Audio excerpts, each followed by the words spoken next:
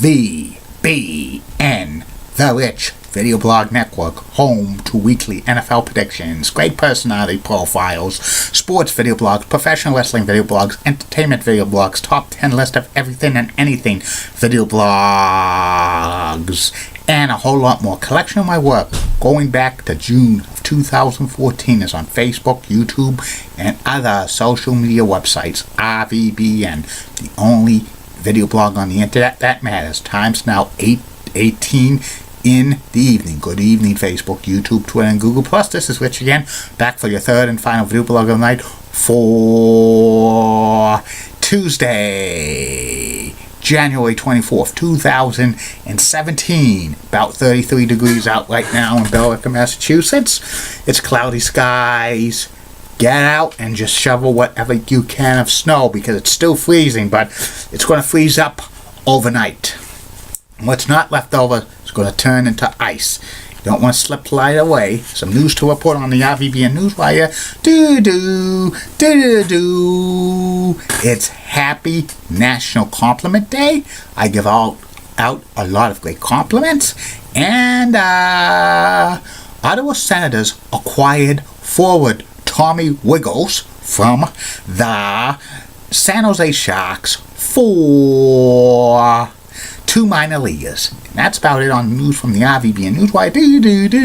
Be back in a flash with my third and final video blog of the night, which will be about the MSG House Show card for WWE on November 26, 1984. This is Pika. This is a bookmark I got for a gift years ago. Need to do a video blog on Beaker and Bunsen sometime in the near future. That'll be a treat. I'm back.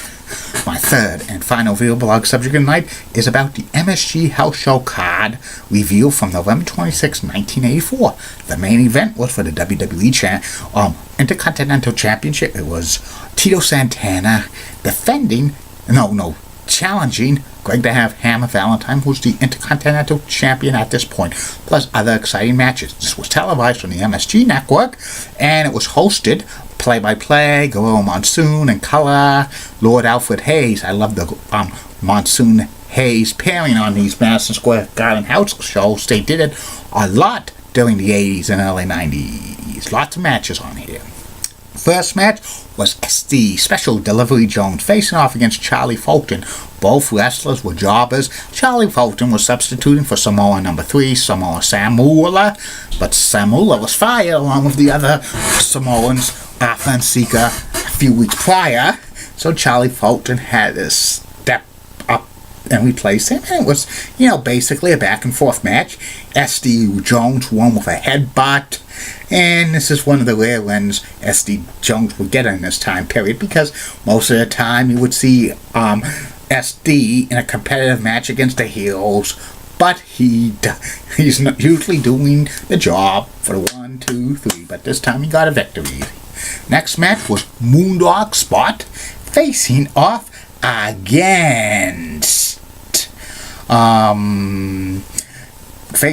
against Jose Luis Rivera, who was substituting for Billy Jack Haynes. Billy Jack was supposed to come to the WWE around this point, but at the last minute, he decided not to. They did some promos for him on television about him coming to the WWE, but he just decided to go back to the NWA and Jim Crockett Promotions because they promised him a big push, but never happened. And the Moondog Spot and Jose Luis Rivera's match was, a typical back and forth match. Rivera was one of the top face jobbers around this point, gave a competitive match, but in the end, Moondog Spot won. The next match, it was Salvatore Bellomo facing off against Bobby the Brain Heenan. Bobby the Brain Heenan was making his in-ring debut at Madison Square Garden, and Salvatore Bellomo was, competitive in this match. Bellomo was a jobber face at this point, and he just gave Heenan for his money. Salvatore Bellomo was going for the sunset flip to pin Bobby the Brain Heenan, but Bobby punch Salvatore Bellomo and pins him 1, 2, 3. What a weak way to end a match, punching him. But you know they had to pump Bobby Heenan up at this point. The next match was Angelo King Kong Mosca facing off against Mr. Fuji, who's basically a manager at this point. Mosca was the color man on All Star Wrestling, the syndicated program with Jack Reynolds, and Angelo King Kong Mosca was starting a feud with the Iron Sheik at this point. And this was a back and forth match, ending heck Mosca put the sleeper hold on Mr. Fuji, but Mr. Fuji reached for his tights, throws the salt, blinding King Kong Mosca. Referee sees that, automatic disqualification because it's salt, and that's a foreign object. The next match was Swede Hansen facing off against Cowboy Bob Orton, the Ace. And not too special about this match. It was basically a squash. Cowboy Bob Orton pins Swede Hansen, who's about 300 pounds, with the superplex. Swede Hansen was another wrestler who was, kind of a big name in the WWE in the early 1980s, but now he's just basically jobber to the stars. The next match was a grudge match. It was the Tonga Kid, who eventually became Tama, facing off against Rowdy Piper. And Piper had his bodyguard, the Ace, Cowboy Bob Orton, in his corner. And this was like a 5 grudge match back and forth. Superfly Jimmy Snuka, who was injured in the hands of Rowdy Piper a few months prior, makes a surprise appearance to Madison Square Garden, but the match gets out of hand with Piper and Tonga Kid fighting crazy. Orton and snuck in there. Referee had to throw this match out, disqualifying both participants. Continues the feud with Snuka and Piper, which was a hot feud in the WWE at this point. The next match was Moondog Rex facing off against Barry Windham, who was making his Madison Square Garden debut. It was a competitive match. In the end, Barry wins by pinning Moondog Rex with the Bulldog. The next match was Mr. USA Tony Atlas facing off against an Executioner, who was a jobber. Don't know who was playing that Executioner that night. It was probably not Playboy Buddy Rose or Kello Kowalski or Big John Studd. They were the famous Executioners in the WWE. And Tony wins this match about 2 minutes by slamming the Executioner. He probably wouldn't slam, given the press, with Playboy Buddy Rose, because he was well over 300 pounds. Even though he's slim, 217 pounds. It was a jobber. The next match was Dr. D. David Schultz facing off against Rocky Johnson. And this was a competitive match, back and forth. David Schultz wins this one by giving an elbow to Rocky Johnson. They were jobbing Rocky out at this point. The next match was David Sammartino with his famous father, Bruno Sammartino. This was the first Madison Square Garden appearance for David Sammartino for Bruno Sammartino in years.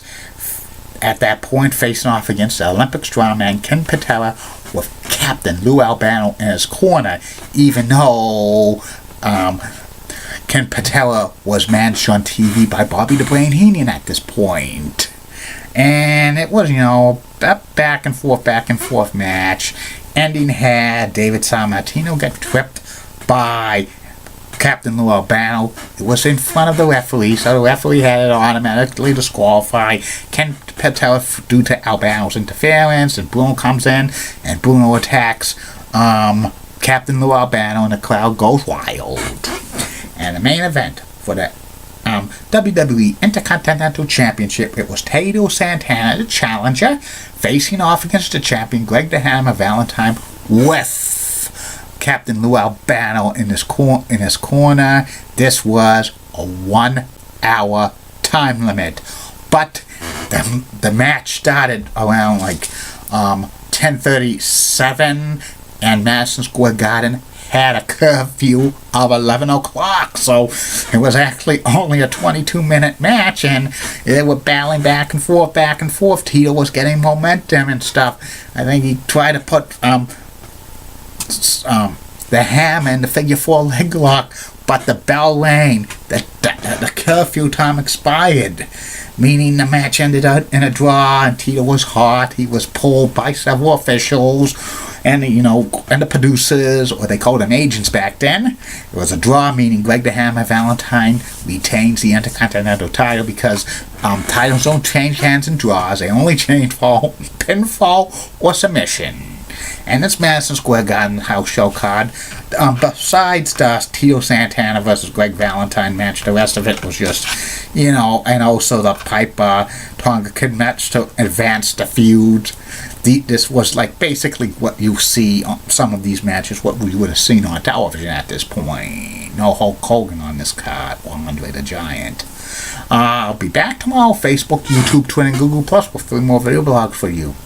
First video blog will be about the top 10 list of the top 10 greatest Switch hitters of all time. Second video blog of the day will be my take on the podcast, all the podcasts, what I think about them. And the third and final video blog of the night will be about the MSG house show card from December of 1984. Like I always say, keep calm, everybody. I'm a Julie Bunny guy. I'm Hollywood Blood, WCCO, Access, Nice Life. Elizabeth Hutz, so stunning, she's best. Amy Squeezy's awesome. Amy, Linda Church of WPIX, Channel 11, New York. Such a rocking cougar, got best legs in New York City, bound on. Bobby Gibbs of ABC 11 has sweet Southern accent. When Claire of WHGH, Channel 7, Boston, Roxanne has nice legs. Melissa of the Tilted Kilt, and Bella is so sweet, and she's got the best legs at the Tilted Kilt. And in the words of the Patel Last with no bus pie.